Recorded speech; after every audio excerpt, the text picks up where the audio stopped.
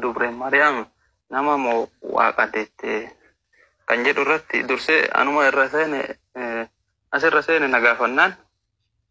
namaan jedheen jennaan selaayyuu macaafarra hin jiru. Isaan immoo gaafii kana osoo nu gaafatanii maal jennee deebifna nutti maa jennee gaafanna waan ofirraa deebifnuun osoo gaafii kana akkana nu gaafatanii maal jennee deebifna waan deebifnu nutti maan jennaan yoonaan jedhuun nama guutus waaqa guutus jedhe gaafa waaqa guutu jetteeni dubre Mariam irraa dhalatu kaaddeerta gaafa nama guutu jette waaqayyoon ta'uu dhabuu isaa kaaddeerta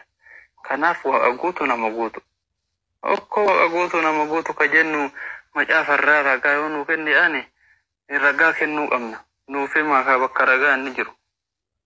okko inni gamanarraan deebisanii karaa biraatiin achi dhaqii dubbifadhu jedheen hin jedhamu guyyaa sadii boodarra kiyya kun guyyaa sadii kanaas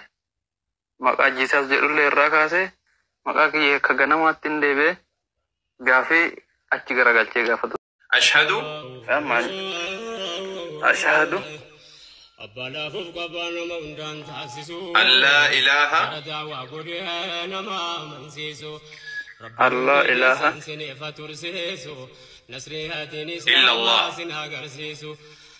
إلا الله إلا الله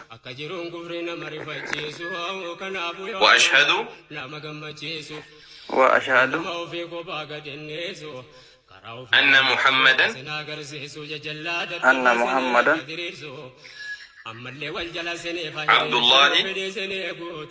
عبد الله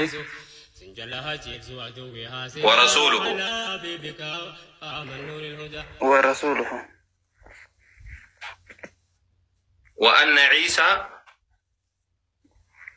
وأن عيسى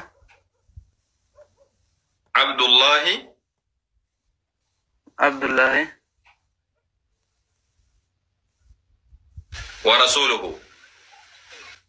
ورسوله